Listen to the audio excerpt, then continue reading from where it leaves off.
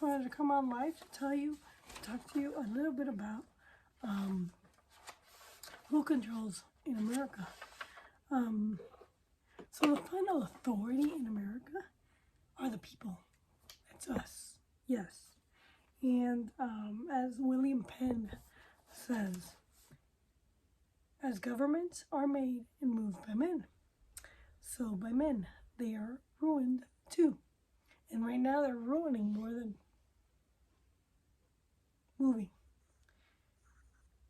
Therefore, governments rather depend upon men than men upon government.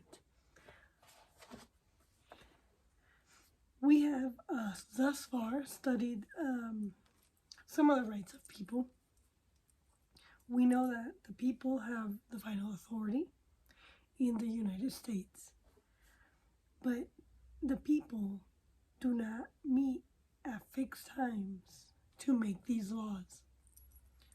Instead, we the people have delegated authority to others to carry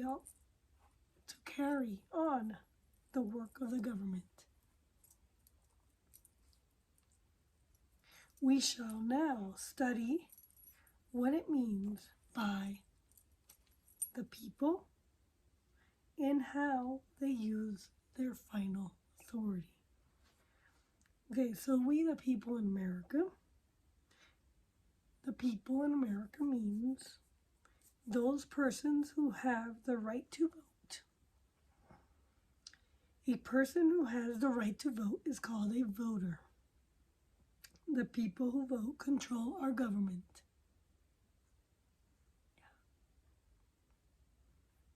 All persons cannot vote, nor can all citizens vote. The state places limits on the right to vote. They have attempted to give the right to vote only to those citizens who understand what it means to vote. So we have the 14th and the 19th and the 24th Amendment. They say that no state can refuse the right to vote to any citizen because of race, color, sex, or failure to pay a tax. But each state can set up other qualifications for voters, like voter ID. The limits on the right to vote are about the same in all states. The states will not permit a person to vote unless he is a citizen. That's why we require voter ID. All the states declare that a citizen must have lived at the same place so many days before he can demand the right to vote. If the right is to be used only by those who can understand what it means to vote, then there must be an age limit.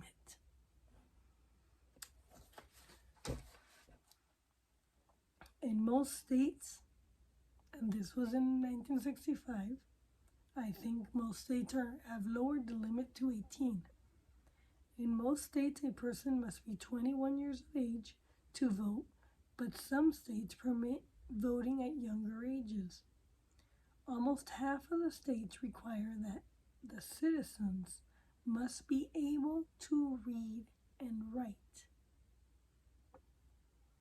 If the citizen is qualified, then he can demand that his name be placed on the list of voters. When he votes, he helps to express the will of the people. He helps to say how the officers shall use their delegated authority. A citizen uses his final authority and influences the government in many ways. If he is qualified, he can vote and help to elect others who force the laws of the nation.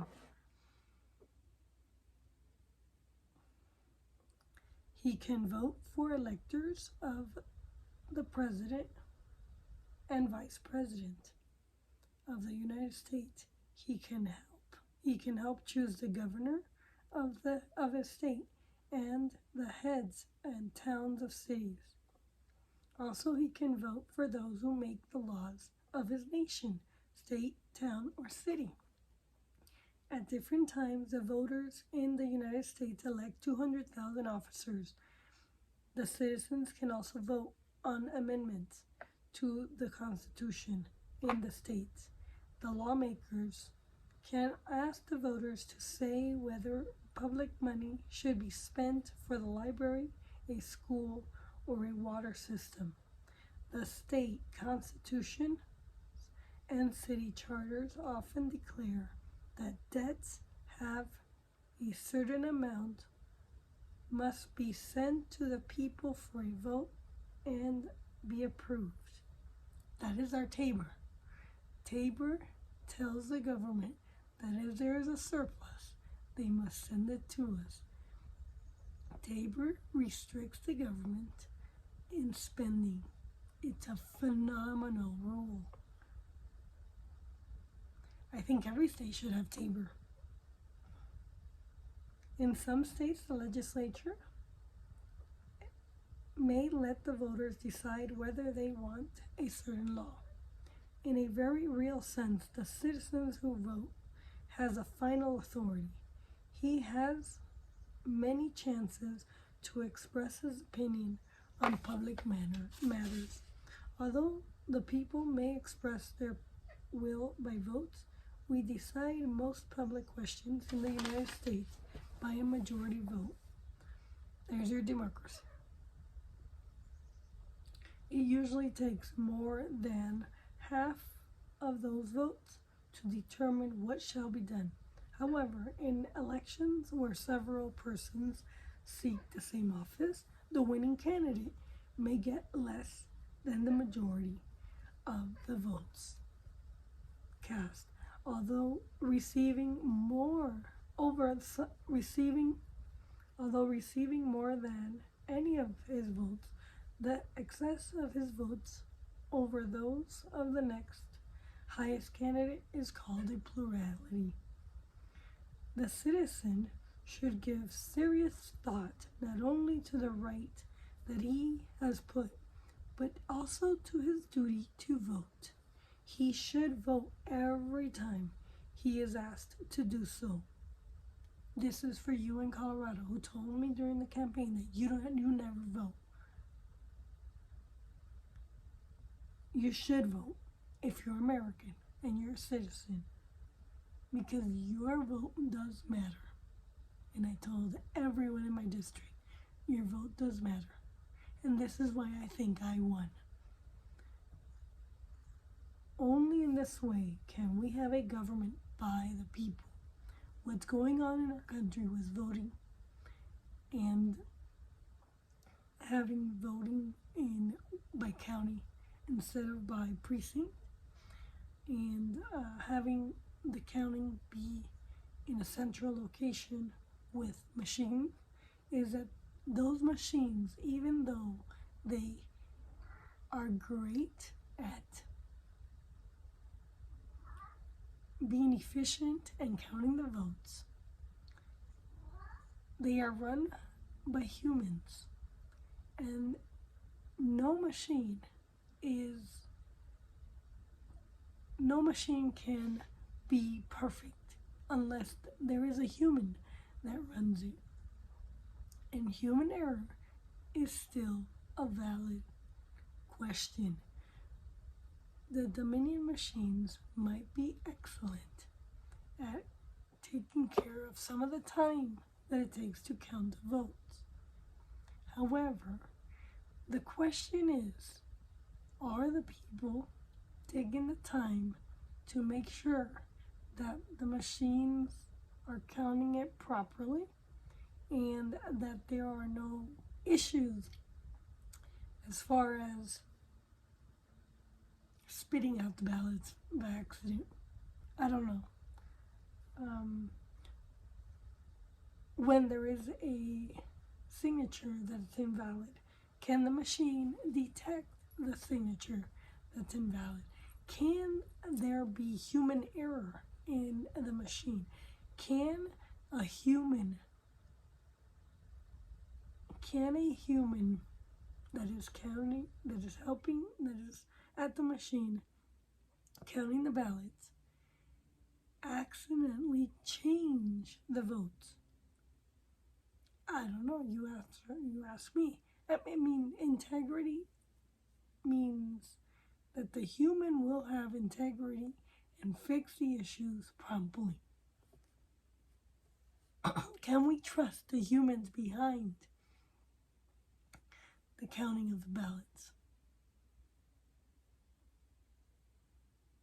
Are these humans able to count properly and make sure that things are running smoothly?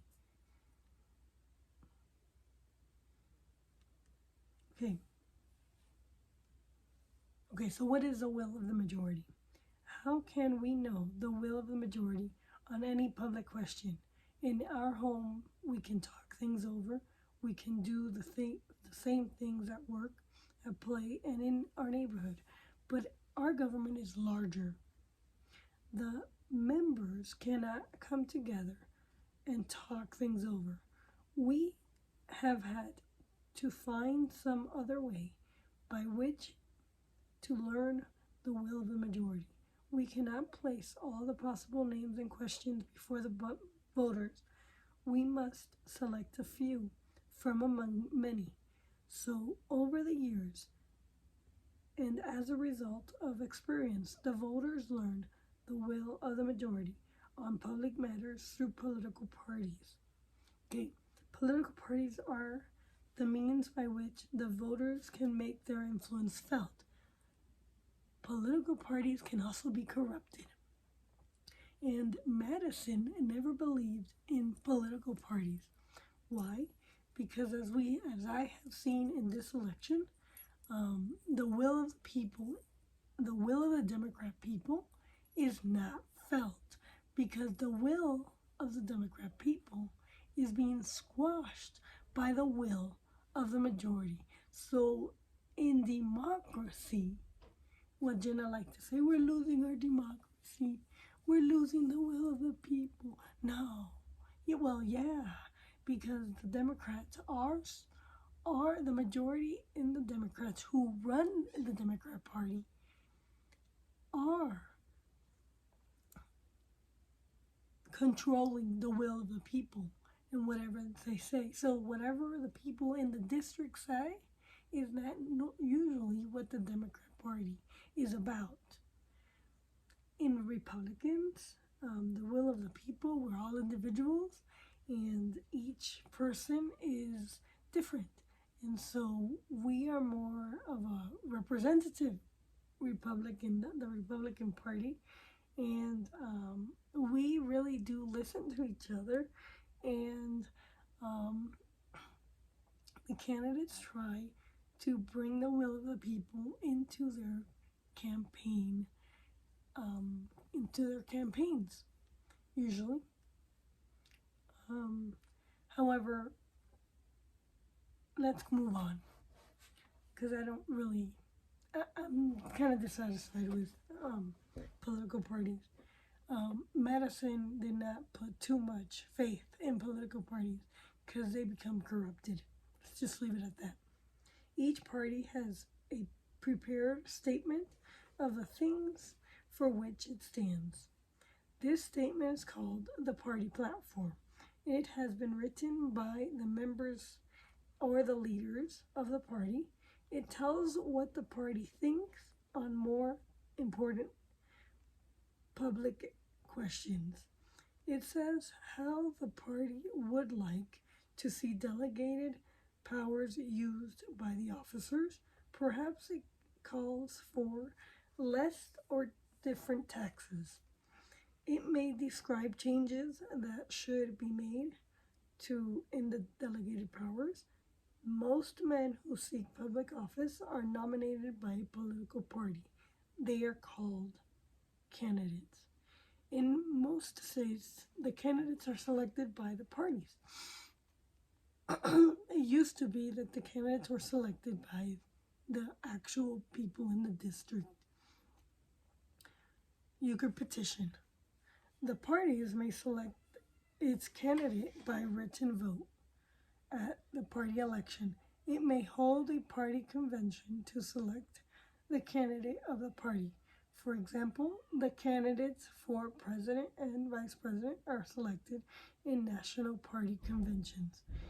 Each political party wants to win control of the government by getting a majority of the votes on the election day. Meetings are held. All voters are free to attend. Copies of the party platform are given to the voters. Members of the party make speeches and urge the voters to elect the party candidate. Booklets are printed that show what the men in office have or have not done, and what the candidates of the party promise to do if they are elected. A citizen may join any party he pleases and may attend its meetings and serve on its committee. He can make speeches and hand out copies of the party platform. He can ask other voters to give his party majority of the votes on election day.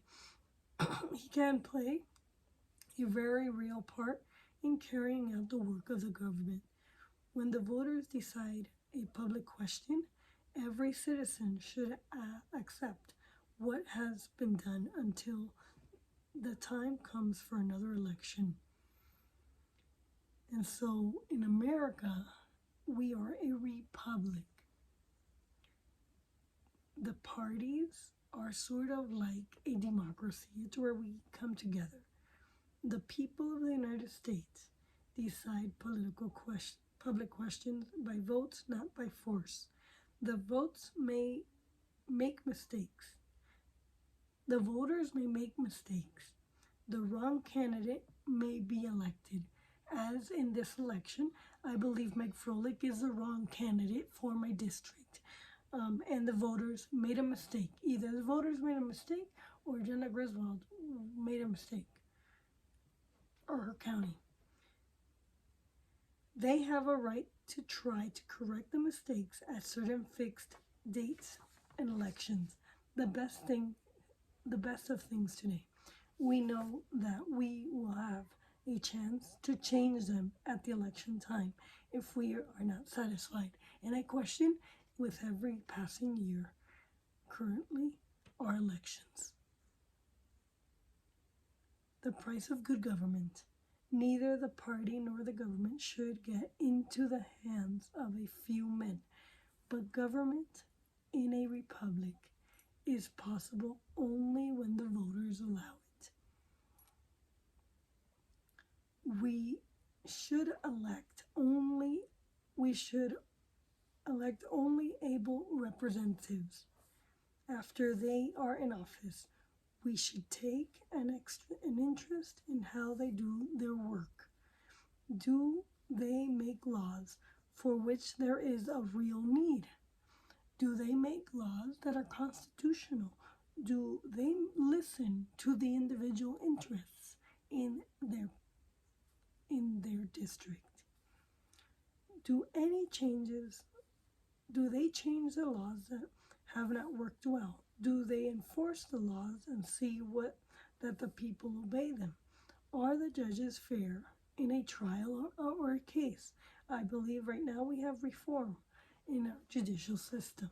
Will they reform correctly? These and many other questions should be of a special interest to every citizen who wants good and honest government. We are a republic. We're not a democracy. Even though for 60 years we have been told that we are a democracy, we are not. We don't have to necessarily run for office through a party. We can petition the people and run for office. And I believe that's how it used to be many, many moons ago. Every voter should think for himself, but before and after elections, he should know why he is for or against a certain candidate or platform. He should understand why he favors changes in the laws or is against suggested changes. How can he do this? In the first place, he can listen to the people who want to help him. These people write news articles, which is very compromised right now and very left-wing and biased and leaning. They give talks to interest groups. Interest groups are not, they don't form any basis in America other than to ruin America. They explain the record of the party in control of the government and tell what changes should be made. And we have been lied to over the years on the changes in government because of the media. Of course, the voters cannot believe all that they read or hear, but he can compare statements given with the facts that he has or his own experience. In the second place, he can get much information from his family. The members of the family often talk about what they read or hear, and they don't talk about anything today. Americans are as dumb as a bat. Most family members don't want to talk about politics because there's heavy disagreement, and most people do not understand politics. And the home is not the only place where this is done. The voter does the same thing in his work and in his neighborhood. In the third place, he can meet with other people to talk things over. You can't anymore because the people are afraid and they don't want to talk about politics, and so you get censured even in little groups. Farmers, for example, often come together to consider the opinions expressed by different candidates or in different party platforms. Wage earners gather to give each other their thoughts on the questions as hours, wages, and conditions under which they work. The members of all groups talk, listen, read, give and get information, and form their opinion. And right now, we are at crossroads. Forming our opinions is a serious thing. The newspaper that we read may not agree on the candidates or on party platform. We can read books and articles on both sides of almost every public question. Even our friends do not always agree with our opinion. Yet, as voters, we must gather all possible information on candidates and political platform. You must have an available, you must be able to gather the information. From a study of all information at hand, we must form opinions and vote on public questions. The right to vote is the most important right in a republic. It is the right that will keep a free people always free.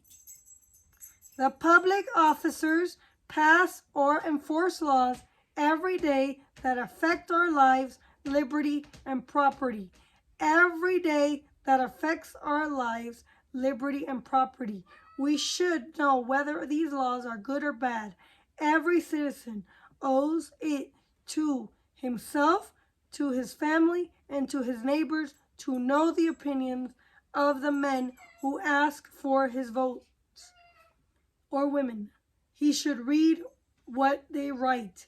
He should hear what they have to say, but he should think for himself in order to make a wise vote. He should not vote with the Democrat Party if the Democrat Party is usurping their rights. We cannot know whether our officers are honest and able unless we study what they do in public office.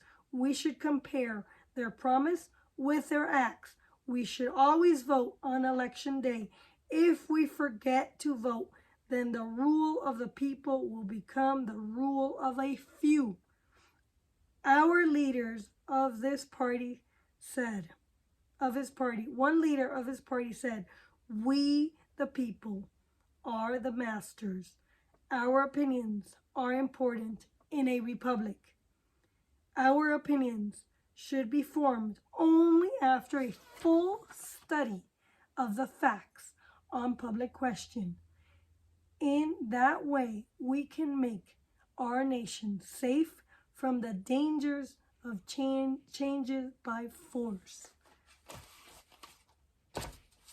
We should study the facts and the evidence on things. We should know our history, which we're not being taught. We should know exactly why a thing is wrong, like abortion. It devalues our life because our life starts in the womb. And because our lives start in the womb, each person's life is devalued when another person is allowed to abort a person in the womb. So the state has an interest in the life that's in the womb because that life is a person developing. It is not a clump of cells. Our life was started in the womb by God. And by God, He willed two people to have sex and copulate. And sperm tapped the egg, and boom, there was a life that was breathed into that little cell. There is a person in the womb when you get pregnant. And nobody has a right to deprive another person of their life. And right now, Meg Froelich has a law and is allowing the corporations to abort the life without giving information and explaining the facts to the ignorant women that ask for abortion. So currently, our life is devalued because of our abortion law in Colorado. Signing off. And until next time, thank you very much. Please like and subscribe. And if you can donate, please donate to keep these videos free. And hopefully so that we can fight back if the powers in YouTube decide to take anything down. Because freedom of speech is an issue right now. And every person has a right to speak wherever they may want to speak. Thank you.